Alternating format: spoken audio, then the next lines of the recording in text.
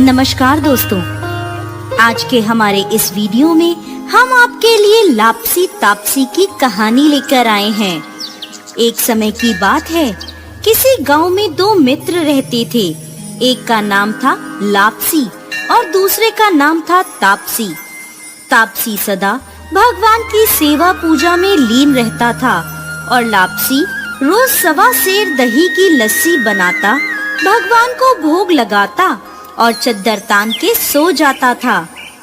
एक बार दोनों दोस्तों में बहस छिड़ गई कि भगवान का कौन बड़ा भक्त है। लापसी बोला, मैं बड़ा भक्त हूँ। तो तापसी बोला, नहीं, मैं बड़ा भक्त हूँ क्योंकि मैं सारा दिन भगवान की भक्ति में लगा रहता हूँ। संयोगवश उसी समय नारद मुनि पृथ्वी के भ्रमण के लिए आए हुए थे। उन्होंने लापसी तापसी को आपस में झगड़ते देखा तो उनके सामने प्रकट होकर लड़ने का कारण पूछने लगे। तब दोनों ने नारद मुनि को प्रणाम कर अपनी समस्या बताई। तापसी बोला, हे नारद मुनि, मैं हमेशा भगवान की भक्ति में लीन रहता हूँ।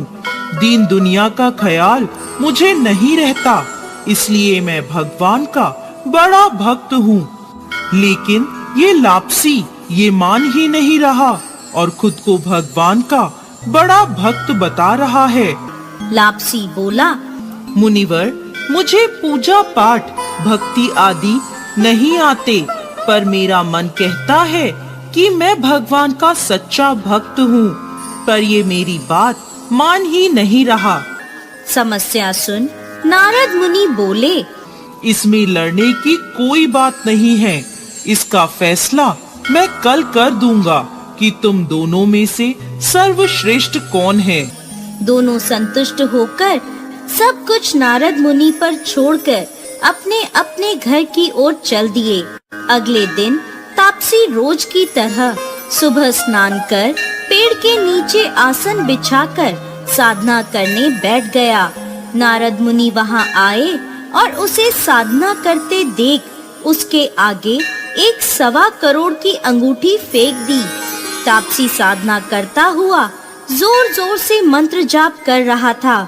जैसे ही उसकी नजर उस अंगूठी पर पड़ी, उसने इधर उधर देखा और वो अंगूठी उठाकर अपने पैर के नीचे दबा ली और फिर से जोर जोर से मंत्रों का उच्चारण करने लगा। उधर लापसी सुबह उठा, 1.25 सेर दही की लस्सी बनाई और भगवान को भोग लगाकर खुद पी रहा था।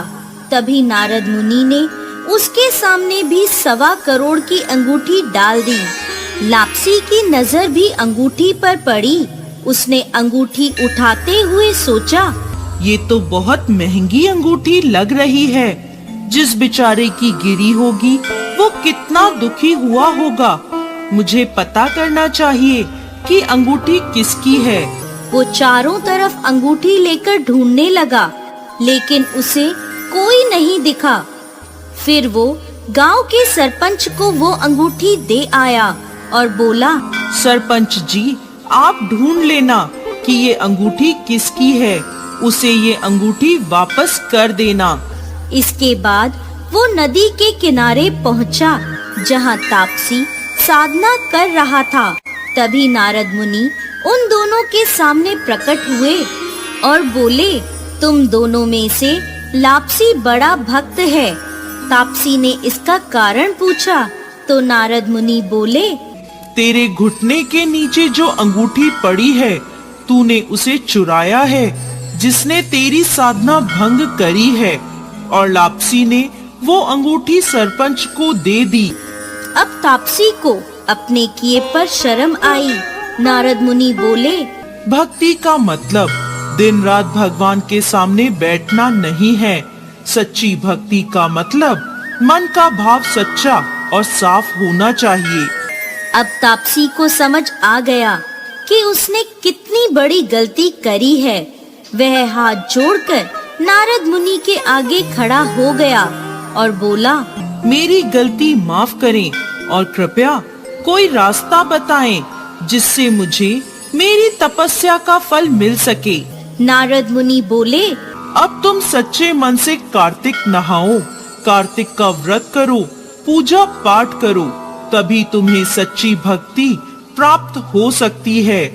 अगले वर्ष कार्तिक माह आने पर उसने स्नान, पूजा पाठ आदि किया।